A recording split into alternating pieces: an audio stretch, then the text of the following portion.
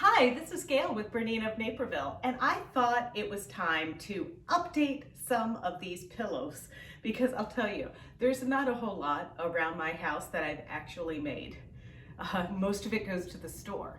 So in this quick tutorial, I'm going to show you how to make pillow covers using the new Bernette Academy 5. Now, this machine is all mechanical. It's a Bernette machine, and they are made for Bernina. And I think you're gonna like it a lot. It comes with every foot and it's super cute and stylish. So let's have a look at this thing and make some pillows. To make sure you know how large or small you need to cut your strip of material that came in your kit, you just need to measure your form. And mine is right at 17 and a half. So being 17 and a half inches finished means I need to add a little bit of a seam allowance. So I'm actually going to add a 1/2 inch seam allowance, which will mean that I need to cut my piece exactly 18 inches. In your kit, you got a yard of material that you're going to need to cut into 2 separate pieces. So this is the second piece of my kit, and I've got it folded here just like this. So I'm going to use my big ruler to measure 18 inches and then cut. Now I've laid down my large square ruler here to make a cut. If you're a beginner and you don't feel comfortable using a rotary cutter, you can actually just take a pencil, a water-soluble marking pen, anything, and just draw a line and then cut with your favorite pair of scissors. I'm going to go ahead and make the cut with the rotary cutter.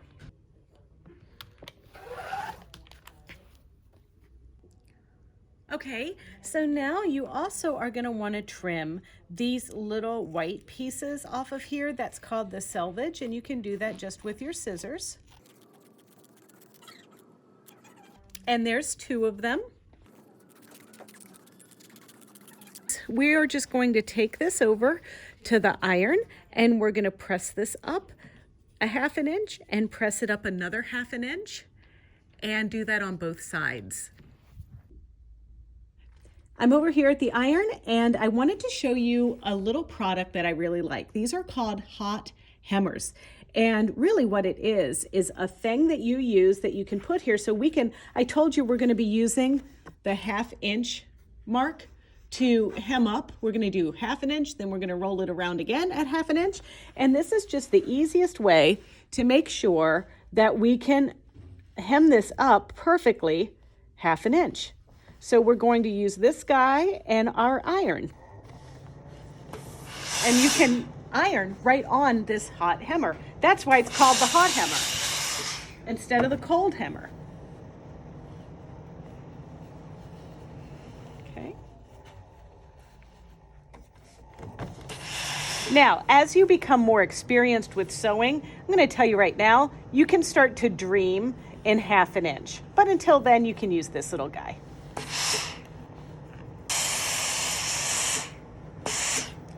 Perfect.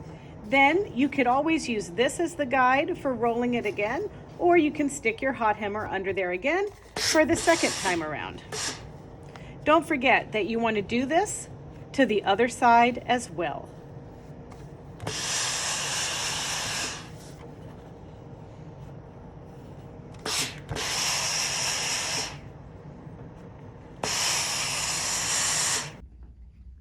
Look at this cute little guy. I'm going to tell you a little bit about this. This is the Bernette Academy that just came out. Now, we have a lot of these in stock, and you're going to be excited about that because this little machine is actually very handy, pretty durable. It's got a nice expansion table. It's mechanical, but it has a lot of different stitches on it, and I've sewn a couple things on it, and I have to tell you, I'm pretty impressed. And I just wanted to point out all of these super cool little things that it comes with. Now, this is all of the stuff from the accessory tray, except for some things that I already have on the machine, and you'll see those in just a minute. But it comes with a free motion foot, a 1/4 inch foot, a rolled hemmer, a blind hem foot, zipper foot, invisible zipper foot, button sew-on, non-stick foot, open toe clear decorative stitching foot, automatic buttonhole foot, a little spool cap for smaller spools, an Aurifil thread, isocord thread, things like that, an extra package of needles, a couple screwdrivers to clean it out, a little dust brush, a height compensation tool for sewing jeans, a little thread sock. You're actually going to get 5 bobbins. One is pre-wound with it, and we've wound another that's in our machine, and we're getting ready to wind another, a seam guide, oil, and a vertical spool pin. Notice that the bobbins in the top have a little hole. See that little hole? We're going to feed the thread through that hole. But first, I have a little felt pad that goes here before I put my thread on. Then I've got this large spool cap that I'm putting on, and this size spool is somewhere in between large and medium. So I'm just putting it on like this so it flutes out like this. Then there's a little area where you're going to want to clip it into place behind these little clips. There we go. And then we follow along over here in the bobbin tensioner.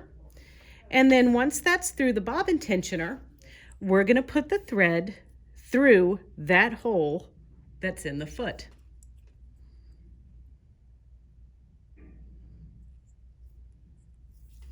And then we're going to pop that bobbin right on the machine like that and press my foot control and let it wind for a few seconds.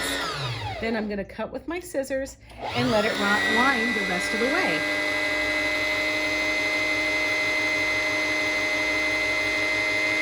So I can disengage the bobbin, pop it off, and cut. Now this machine has a drop-in bobbin. So what we want to do is take the cover off when we change out our bobbin threads and pop the bobbin out of there. Then when we load our new thread, we want the bobbin to be going, I think of it like this. The bobbin makes like a lowercase p.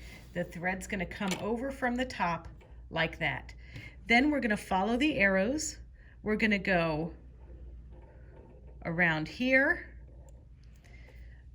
on top of that arrow right here, down, and then where it takes the U-turn, we're going to come back and cut. We're going to slip that into place just there and click it into place, just like that. And if you ever get confused, you can see here on the top of the bobbin cover, it shows you the actual way the bobbin needs to wind, and it shows it going on that path that I just threaded. Now it's time to thread the machine through the needle. So as you noticed, I just took it out of that bobbin tensioner. Now I'm going to go back here and I'm going to follow the solid lines. The dotted lines indicate where it goes for winding a bobbin, and the solid lines represent where it goes for threading. There's a presser foot lifter back here, and that is where I can lift my presser foot, and it's going to open the little tension discs up here, and that's going to allow me to feed the thread right down through the tension discs. And so I'm going to go down through there and up and around. And it's important that it gets through this thread take up, because that's what helps the thread from not making little thread vomit down there. So this is the thread take up here, and this guy goes up and down. And another important thing when you're threading is you want to make sure that this guy is in the highest position, and I do that by turning the hand wheel to the right of the machine.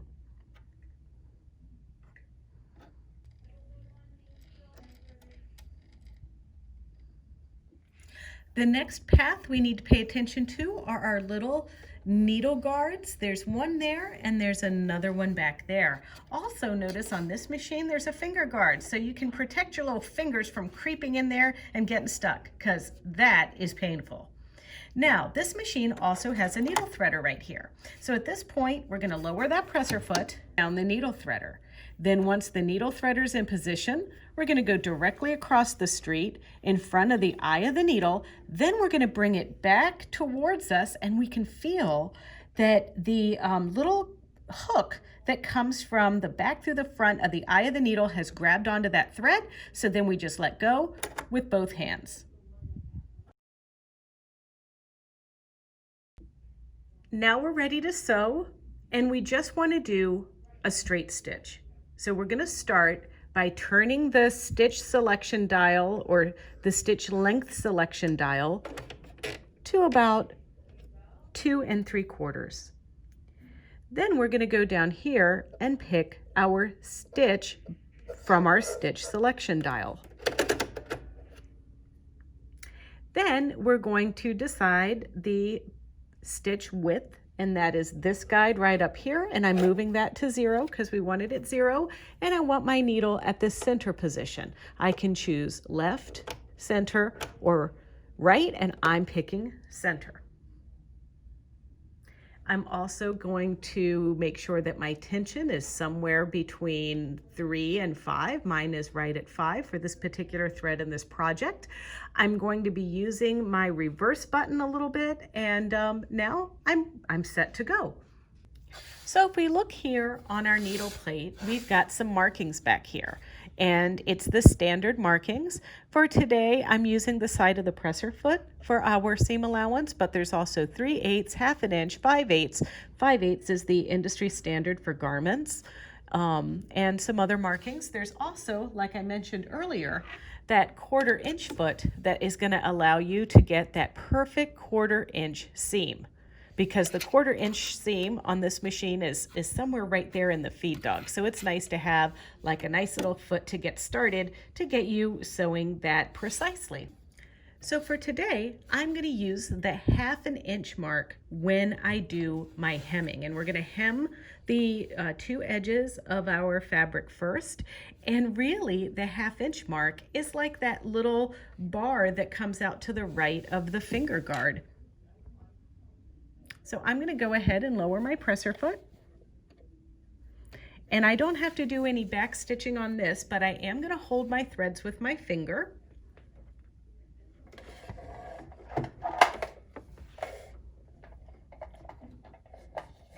And this machine has 2 modes. So if you're really beginner, you might select the turtle mode and then work your way up to the rabbit mode, but just keep that in mind. And it's your power switch. And when you turn the machine on, you can either put it in turbo boost mode or slow mode.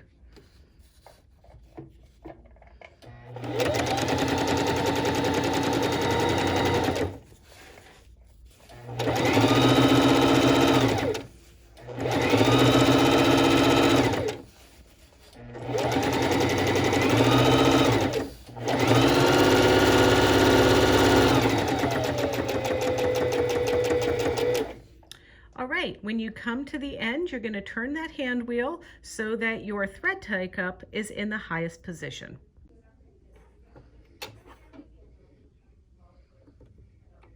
Right there, just like that. So now I've stopped. I can lift my foot and cut over here with the thread cutter. And now I need to repeat this for the other side.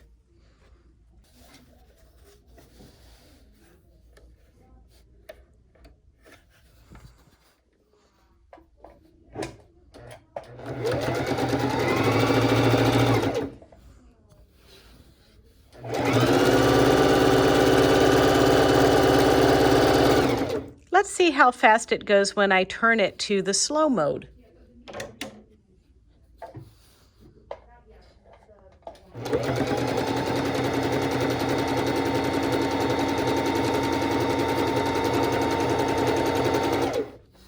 Don't forget to turn, lift that into the highest position, lift the presser foot, and cut. Now, what you have after you've hemmed your edges here is your whole pillow cover.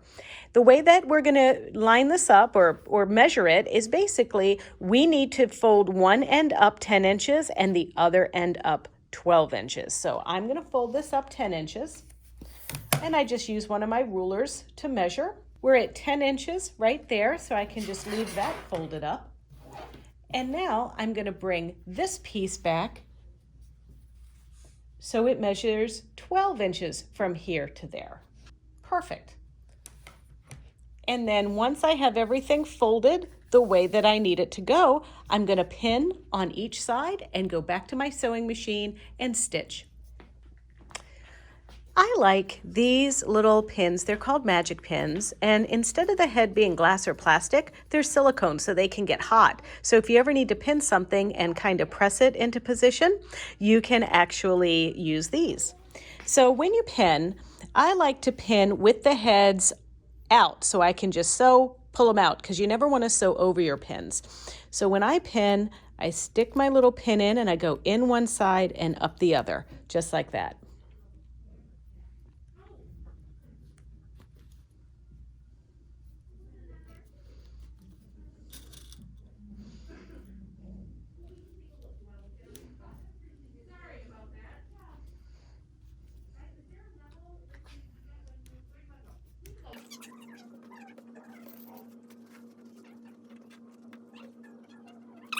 So now we're ready to go back to the machine. On this, I want to use the side of my presser foot as my seam allowance. So I'm just going to line this up right along the side of the foot. And I'm also going to use the quick reverse button. So first I'm going to put my presser foot down, lining it up, the fabric along the edge of the presser foot there, just like that. And now I'm going to hold my threads to get started, and I'm going to stitch a few stitches forward. Then I'm going to press down on my quick reverse button, go backwards, let go, remove my pin, and stitch. Remove your pin before you stitch over them.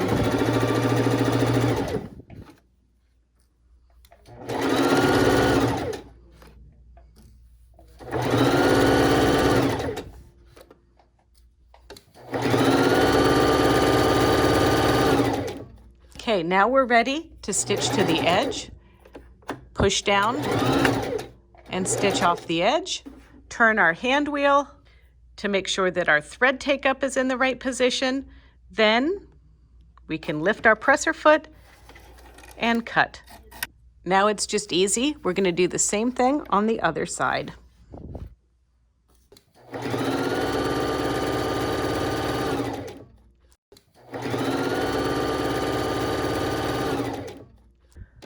Let's talk a little bit about changing the feet.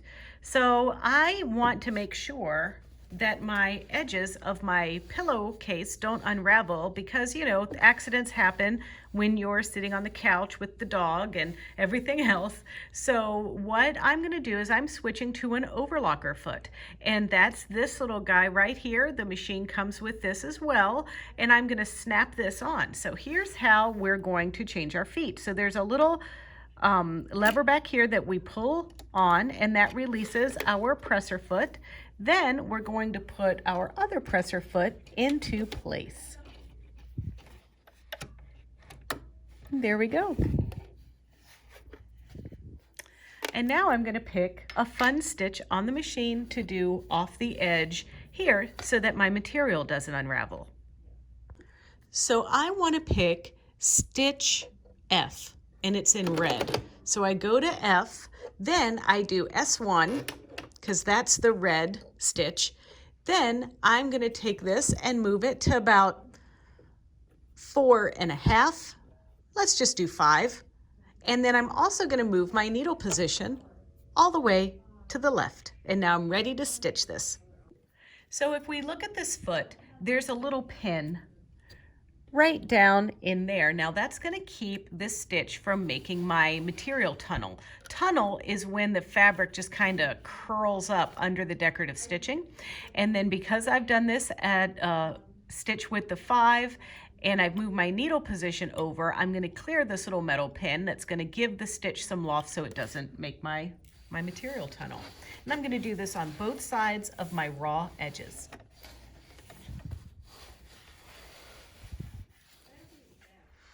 And I'm lining this up with that little guide that you see on the foot. See that little blade? It's right there. It's a little guide for the overcasting.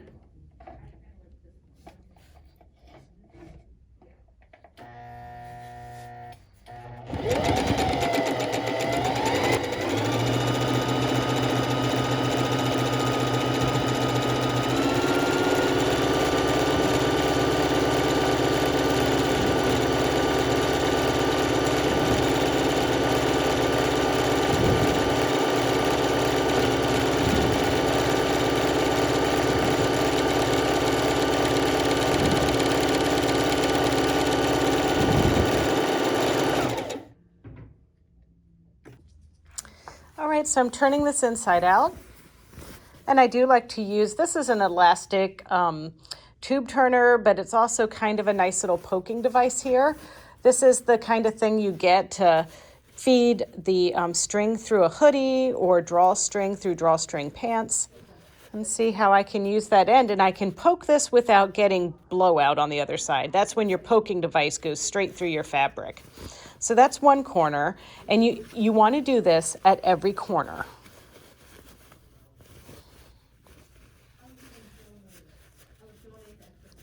Okay, there we go. Okay, oop. So anyway, we just keep doing this, and then I'll give it a pressing, and then we'll put our pillow in it, and we'll see what it looks like. So what do you think? I think they're gonna be perfect here. I already put one here, and I'm gonna do the next one over here. I think it goes perfect with my collection. So if you like this video and you want to see more just like it, don't forget to tune in to our Bernina of Naperville YouTube channel. It's easy. It's youtube.com/Bernina of Naperville. And you can subscribe, you can like, we love to be liked, and we love to hear your comments and your feedback. And if you're bored and you just want to get that little notification every time we upload a video just like this one, click the little bell, and then you'll get that notification right in your email box. But until then, I'm going to take a little cat nap here on the couch, and I'll see you next time. Bye.